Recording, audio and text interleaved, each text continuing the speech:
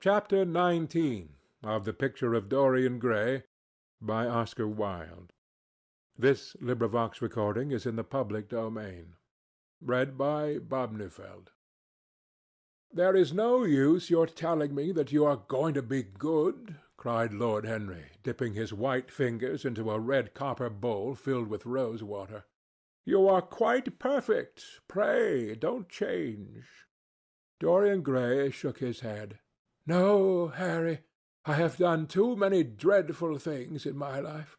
I am not going to do any more. I began my good actions yesterday." "Where were you yesterday?" "In the country, Harry. I am staying at a little inn by myself." "My dear boy," said Lord Henry, smiling, "anybody can be good in the country. There are no temptations there." "That is the reason why people who live out of town are so absolutely uncivilized. Civilization is not by any means an easy thing to attain to. There are only two ways by which man can reach it. One is by being cultured, and the other by being corrupt. Country people have no opportunity of being either, so they stagnate." "Culture and corruption," echoed Dorian. "I have known something of both. It seems terrible to me now that they should ever be found together. For I have a new ideal, Harry. I am going to alter. I think I have altered." "You have not yet told me what your good action was. Or did you say you have done more than one?" asked his companion, as he spilled into his plate a little crimson pyramid of seeded strawberries, and through a perforated shell-shaped spoon snowed white sugar upon them. "I can tell you, Harry. It is not a story I could tell to any one else. I spared somebody. It sounds vain, but you understand what I mean. She was quite beautiful, and wonderfully like Sibyl Vane. I think it was that which first attracted me to her. You remember Sibyl, don't you? How long ago that seems! Well, Hetty was not one of our own class, of course. She was simply a girl in a village. But I really loved her. I am quite sure that I loved her. All during this wonderful May that we have been having, I used to run down and see her 2 or 3 times a week. Yesterday she met me in a little orchard. The apple blossoms kept tumbling down on her hair, and she was laughing. We were to have gone away together this morning at dawn. Suddenly I determined to leave her as flower-like as I had found her." "I should think the novelty of the emotion must have given you a thrill of real pleasure, Dorian," interrupted Lord Henry. "But I can finish your idyll for you. You gave her good advice and broke her heart. That was the beginning of your reformation."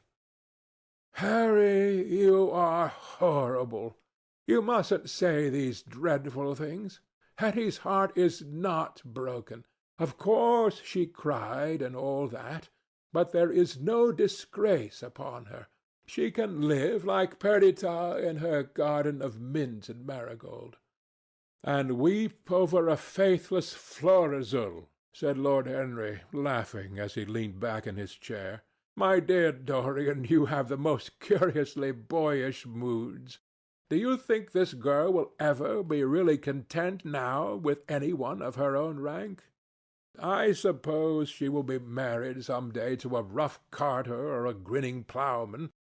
Well, the fact of having met you and loved you will teach her to despise her husband, and she will be wretched. From a moral point of view, I cannot say that I think much of your great renunciation. Even as a beginning it is poor. Besides, how do you know that Hetty isn't floating at the present moment in some starlit mill-pond, with lovely water-lilies round her, like Ophelia?" "I can't bear this, Harry. You mock at everything, and then suggest the most serious tragedies. I am sorry I told you now. I don't care what you say to me. I know I was right in acting as I did. Poor Hetty! As I rode past the farm this morning, I saw her white face at the window, like a spray of jasmine. Don't let us talk about it any more, and don't try to persuade me that the first good action I have done for years, the first little bit of self-sacrifice I have ever known, is really a sort of sin. I want to be better. I am going to be better. Tell me something about yourself. What is going on in town?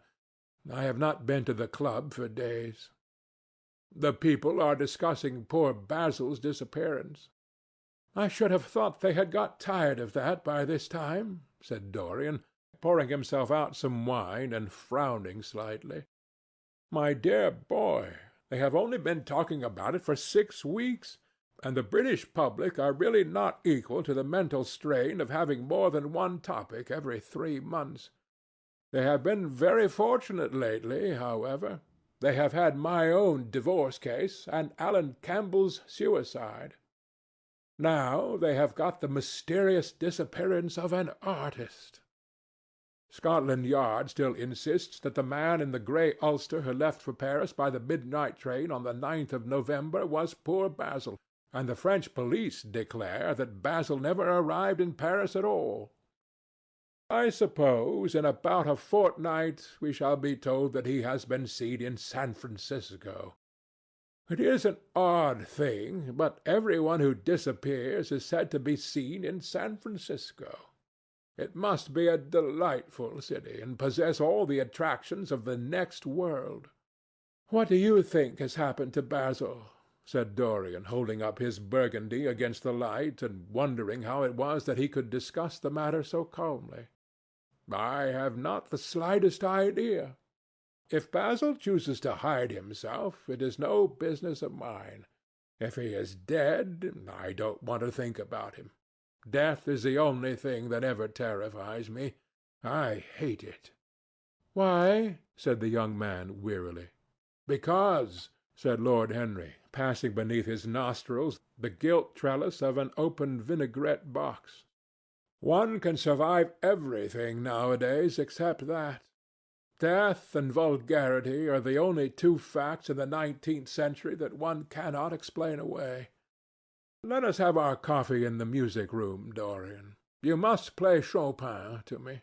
The man with whom my wife ran away played Chopin exquisitely. Poor Victoria! I was very fond of her. The house is rather lonely without her. Of course, married life is merely a habit, a bad habit. But then one regrets the loss even of one's worst habits. Perhaps one regrets them the most. They are such an essential part of one's personality. Dorian said nothing, but rose from the table and, passing into the next room, sat down at the piano and let his fingers stray across the white and black ivory of the keys. After the coffee had been brought in, he stopped, and looking over at Lord Henry, said, "Harry, did it ever occur to you that Basil was murdered?" Lord Henry yawned.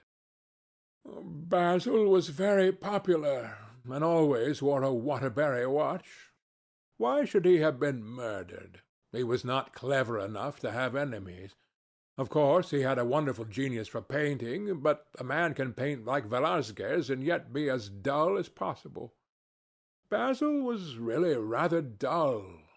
He only interested me once, and that was when he told me, years ago, that he had a wild adoration for you, and that you were the dominant motive of his art. I was very fond of Basil," said Dorian, with a note of sadness in his voice. "But don't people say that he was murdered?" "Oh, some of the papers do.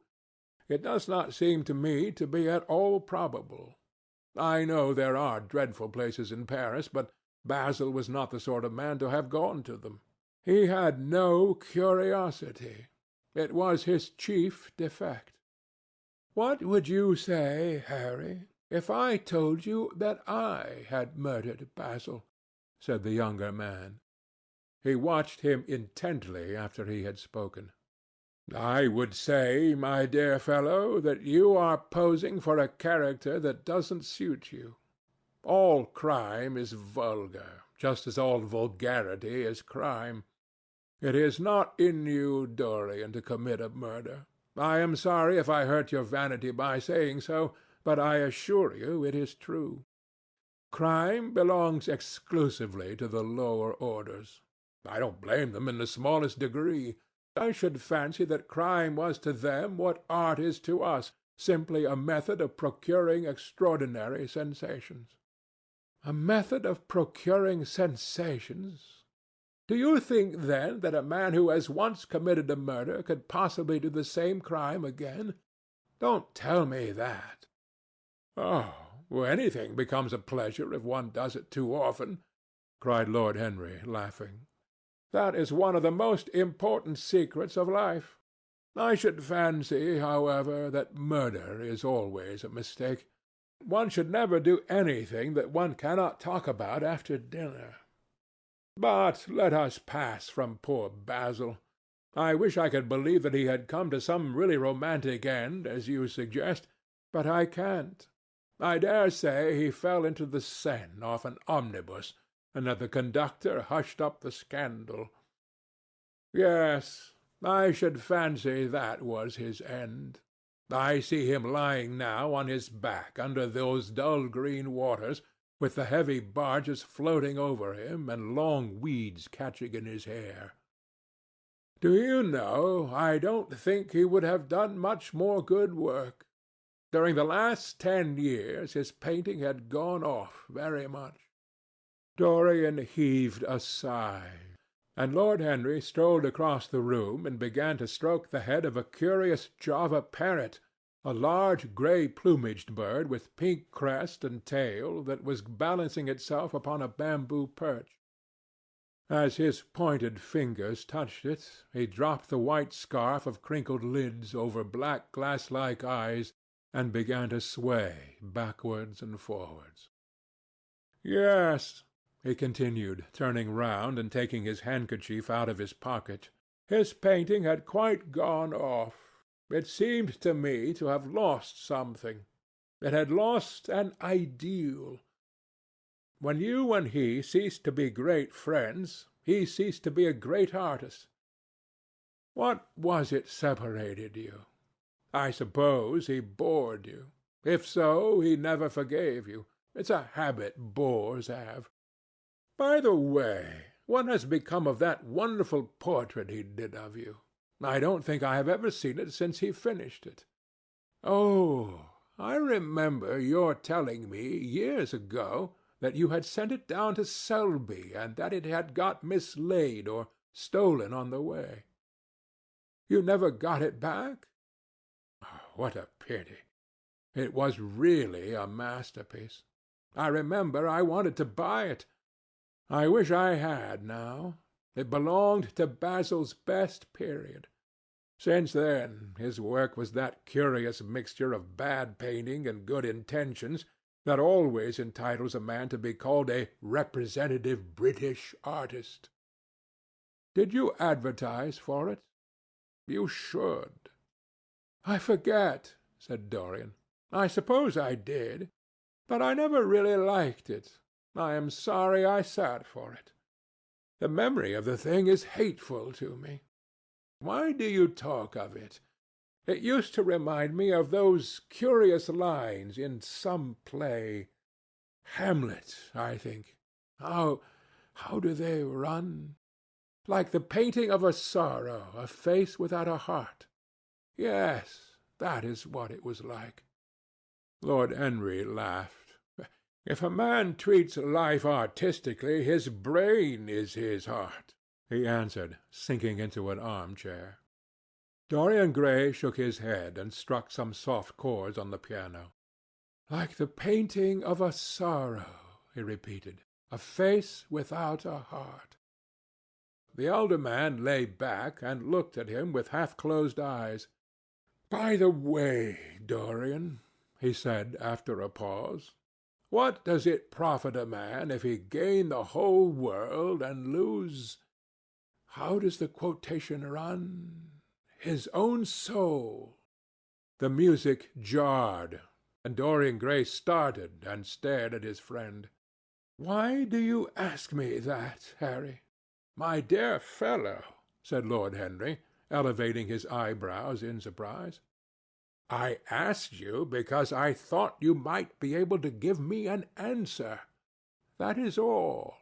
I was going through the park last Sunday, and close by the Marble Arch there stood a little crowd of shabby-looking people listening to some vulgar street preacher. As I passed by, I heard the man yelling out that question to his audience. It struck me as being rather dramatic. London is very rich in curious effects of that kind.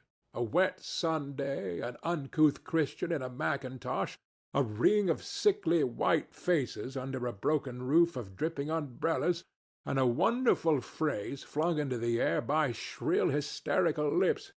It was really very good in its way, quite a suggestion. I thought of telling the prophet that art had a soul, but that man had not. I was afraid, however, he would not have understood me.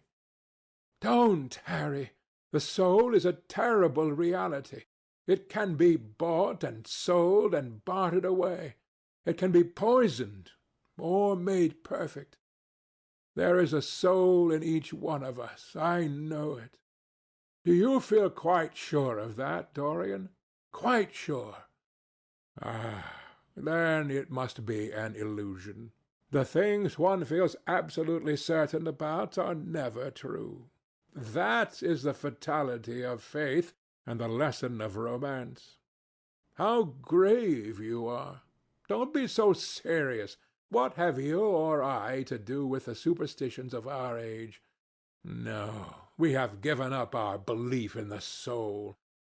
Play me something. Play me a nocturne, Dorian. And as you play, tell me in a low voice how you have kept your youth. You must have some secret. I am only 10 years older than you are, and I am wrinkled and worn and yellow. You are really wonderful, Dorian. You have never looked more charming than you do tonight. You remind me of the day I saw you first. You were rather cheeky, very shy, and absolutely extraordinary. You have changed, of course, but not in appearance. I wish you would tell me your secret. To get back my youth, I would do anything in the world, except take exercise, get up early, or be respectable. Youth! There is nothing like it. It's absurd to talk of the ignorance of youth. The only people to whose opinions I listen now with any respect are people much younger than myself. They seem in front of me. Life has revealed to them her latest wonder. As for the aged, I always contradict the aged. I do it on principle.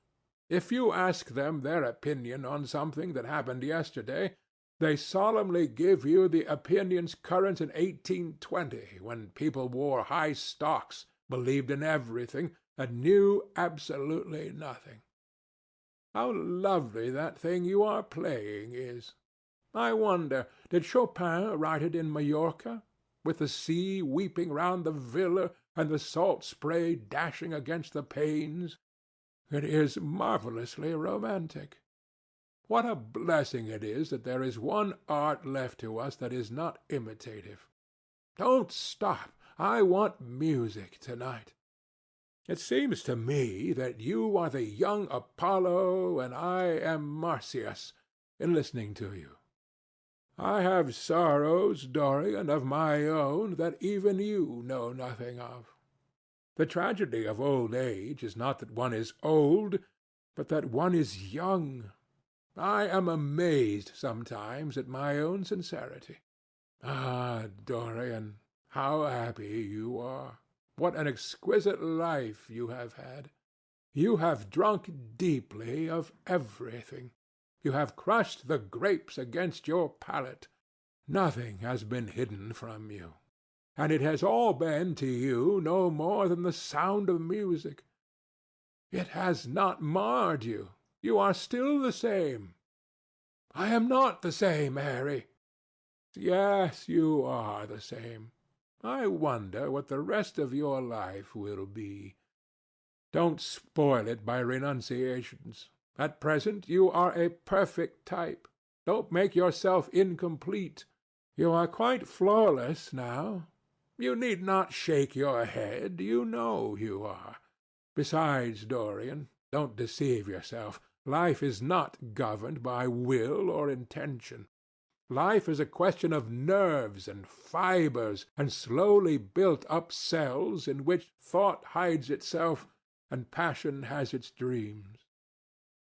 You may fancy yourself safe and think yourself strong, but a chance tone of colour in a room or a morning sky, a particular perfume that you had once loved and that brings subtle memories with it, a line from a forgotten poem that you had come across again, a cadence with a piece of music that you had ceased to play, I tell you, Dorian, that it is on things like these that our lives depend. Browning writes about that somewhere, but our own senses will imagine them for us. There are moments when the odour of lilas blanc passes suddenly across me, and I have to live the strangest month of my life over again. I wish I could change places with you, Dorian. The world has cried out against us both, but it has always worshipped you. It always will worship you. You are the type of what the age is searching for, and what it is afraid it has found. I am so glad that you have never done anything, never carved a statue or painted a picture or produced anything outside of yourself. Life has been your art. You have set yourself to music. Your days are your sonnets. Dorian rose up from the piano and passed his hand through his hair. "Yes, life has been exquisite," he murmured, "but I am not going to have the same life, Harry. And you must not say these extravagant things to me. You don't know everything about me. I think if you did, even you would turn from me. You laugh. Don't laugh. Why have you stopped playing, Dorian? Go back and give me the nocturne over again. Look at that great honey-coloured moon that hangs in the dusky air. She is waiting for you to charm her, and if you play, she will come closer to the earth. You won't. Let us go to the club, then. It has been a charming evening, and we must end it charmingly. There is someone at White's who wants immensely to know you, young Lord Poole, Bournemouth's eldest son. He has already copied your neckties, and has begged me to introduce him to you. He is quite delightful, and rather reminds me of you." "I hope not," said Dorian, with a sad look in his eyes. "But I am tired to-night, Harry. I shan't go to the club. It is nearly 11, and I want to go to bed early." "Do stay. You have never played so well as to-night. There is something in your touch that was wonderful. It had more expression than I had ever heard from it before." "It is because I am going to be good," he answered, smiling. "I am a little changed already." "You cannot change to me, Dorian," said Lord Henry. "You and I will always be friends." "Yet you poisoned me with a book once." "I should not forgive that, Harry. Promise me that you will never lend that book to anyone. It does harm." "My dear boy, you are really beginning to moralize. You will soon be going about like the converted and the revivalist, warning people against all the sins of which you have grown tired. You are much too delightful to do that. Besides, it is no use. You and I are what we are, and will be what we will be. As for being poisoned by a book, there is no such thing as that. Art has no influence upon action. It annihilates the desire to act. It is superbly sterile. The books that the world calls immoral are books that show the world its own shame. That is all. But we won't discuss literature. Come round to-morrow. I'm going to ride at 11. We might go together, and I will take you to lunch afterwards with Lady Branksome. She is a charming woman, and wants to consult you about some tapestry she is thinking of buying. Mind you come.